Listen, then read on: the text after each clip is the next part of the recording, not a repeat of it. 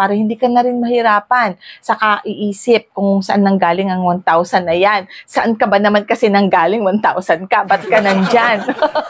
Natutuwa naman akong malaman na nagkaroon pala ako ng ambag sa buhay nyo.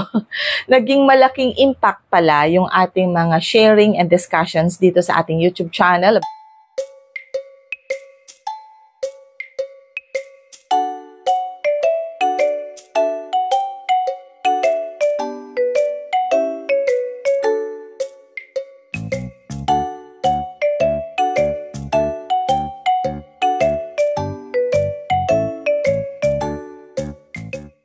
Okay, so hi everyone, Crisel Morales here. Welcome back sa ating YouTube channel.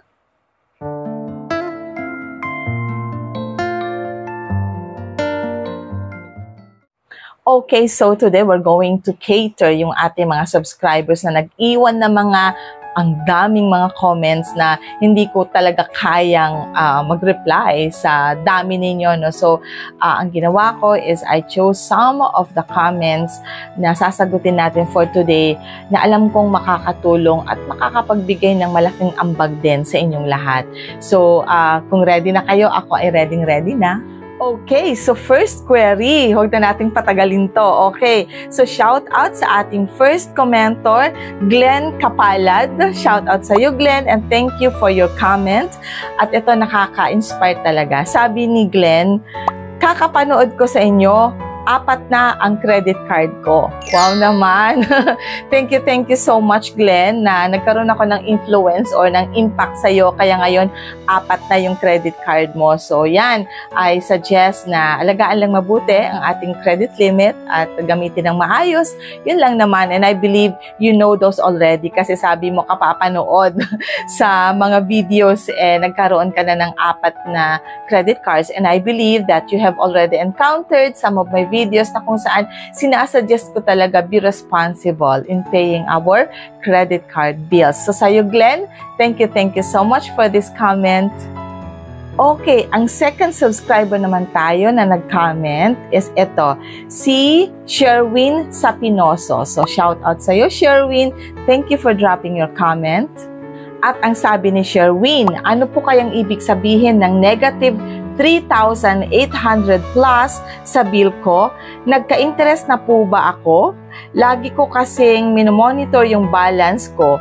Nag-a-advance payment po ako. Kaso wala pa din yung SOA ko. Okay, so Sherwin, is this your first credit card? At first time mo ba siyang gamitin? Okay, so don't worry, Sherwin, hindi yung negative sign.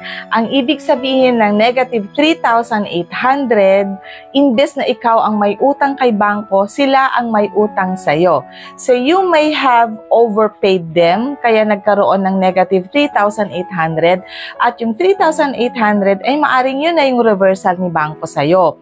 Or nagkaroon ka ng reward. So, itry mong isipin kung nung nag-apply ka is through a second party or a third party who promised you a reward, a cash reward, after you get approved. Kasi baka yun na ngayon. Otherwise, pwedeng nag-overpayment ka, kaya nagkaroon ka ng cash reversal. So don't worry, Sherwin, hindi yun negative sa'yo. And thank you so much for dropping your comment. Okay, so here we are for another comment na nanggaling naman kay Lovelyn Mendoza. Hi, Lovelyn! Shout out sa'yo. And thank you so much for dropping your comment. So, eto naman ang tanong or comment ni Lovelyn. 3 years na po ako na nagka-credit card. So far, okay naman. May mga delay, pero nagbabayad. Pero okay naman po.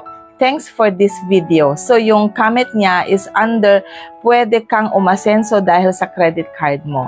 Okay, so thank you so much, Lovelyn, for sharing your comment. And yun na nga, sabi niya, kung minsan nadidelay, pero nakakapagbayad naman. Okay, usually it happens, no? Kahit ako din naman, nangyari na yan sa akin. And hindi lang isang beses, several times. Pero ang aking sasangguni sa'yo or ang aking suggestion, I strongly suggest na huwag nating hayaang madalas mangyari yung madelay tayo sa payment. Kasi malaking impact yon doon sa ating credit score. At ang mangyayari kung sakaling bumaba yung ating credit score, magkakaroon yun ng negative na impact sa atin.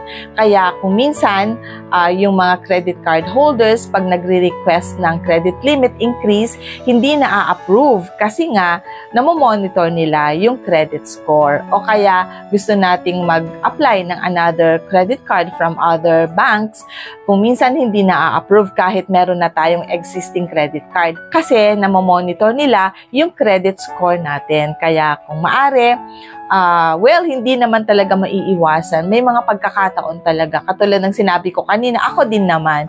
Pero iwasan natin na madalas mangyari to para ma-preserve natin yung ating credit score na magbibigay din naman talaga ng reward and benefits sa atin in the future. So, Lovelyn, thank you so much.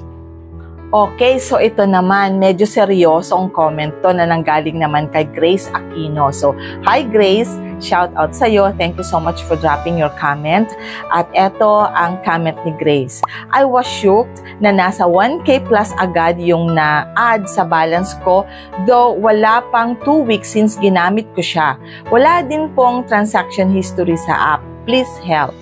Okay, so may mga queries akong nababasa na ganito talaga. I don't know how come na nagkakaroon ng mga credit card bills or unpaid bills kung wala ka namang transaction history.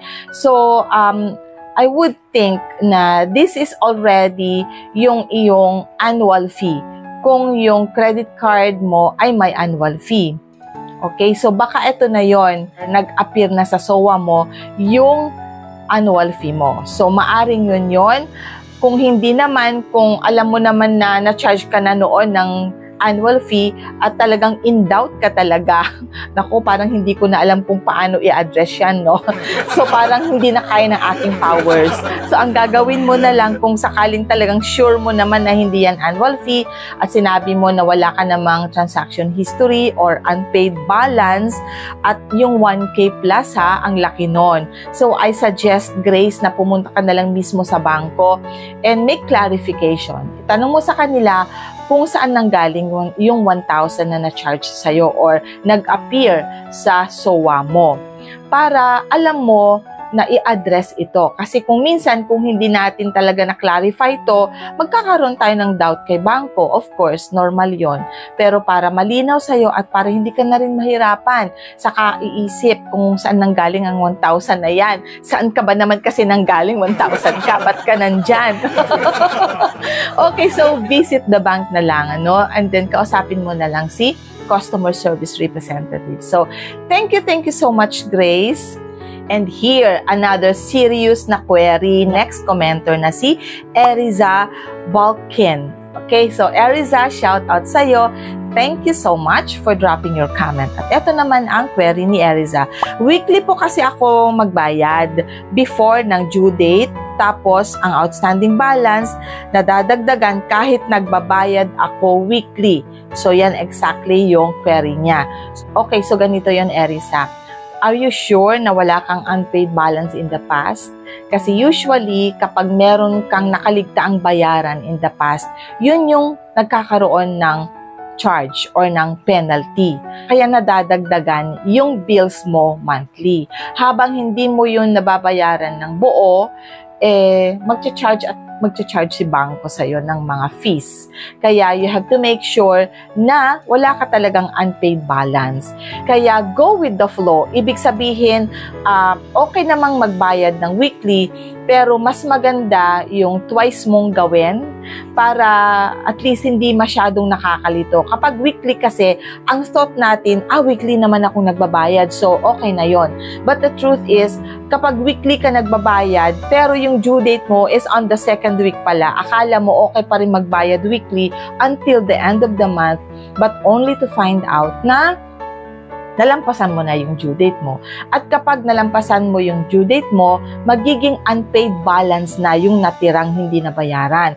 At yun, magcha-charge ulit si bangko sa'yo ng penalty or ng fees kasi nga unpaid na siya. So may mga unpaid fees na or late payment fees, I should say, na china-charge si bangko sa atin.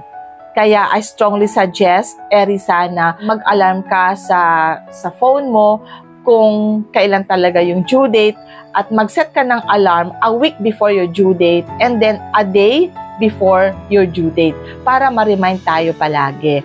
Ngayon, kung in doubt ka talaga, katulad ng advice ko kanina, go and visit the bank, I suggest, para makausap mo yung customer service representative at matanong kung bakit nadadagdagan yung balance mo. Nagbabayad ka naman weekly. Okay, so I hope okay na yan sa'yo, Erisa. And just in case na may mga katanungan ka pa, please let me know. Just drop your comments at the comment section and I'll be there para sagutin yan. Thank you so much. Okay, so here is another comment na nanggaling naman kay Anonymous Imp. Okay, I hope I was able to pronounce your name right. So anyway, thank you so much at shout out sa'yo. At eto naman ang query ni Anonymous. Sabi niya, hello po ma'am, nakakabayan savings po ako, student as of the moment. Nagulat na lamang ako, may darating daw na CC sa akin, di ko maalala kailan ako nag-apply. Can you please tell me what to do, kung ita-terminate ko ba siya, kung may babayaran ba ako every month, unless hindi ko pa inactivate? Salamat po sa sagot. Okay, so Anonymous, marami ng ganyang nangyari. Nagbibigay si bangko ng mga credit cards doon sa mga deserving clients nila. So sabi mo, nakakabayan ka kasi and student ka. Nanggaling ba kay mother or kay daddy, kay tatay, kay nanay yung allowance mo? Kasi most na gumagamit ng kabayan may mga parents abroad. At baka kasi na-monitor nila yung consistency ng pagpapadala ng parents mo o yung consistency of having a maintaining balance or even beyond the maintaining balance ng iyong kabayan savings account. Kaya nawili sila or na-inspire si bangko, kaya binigyan ka ni bangko ng credit card. Kapag tinanggap mo at ayaw mo siyang i-activate, then it is your decision. So, wala kang responsibility of paying anything monthly, not unless yung credit card na yan, inactivate mo siya at merong annual fee.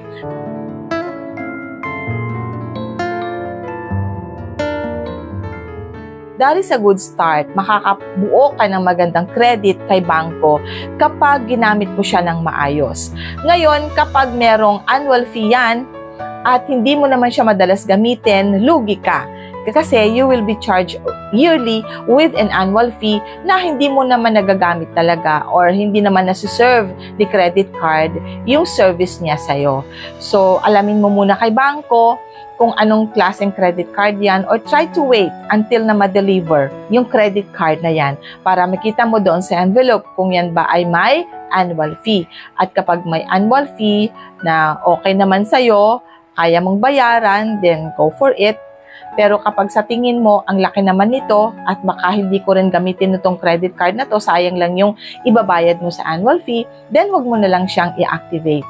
So, diyan na po tayo nagtatapos. Maraming salamat sa panonood and also sana sa mga hindi pa nakapag-subscribe sa ating YouTube channel ay makapag-subscribe na din. And also don't forget to tap the notification bell so that you will always be notified kapag may videos na naman po tayong i-upload in the future.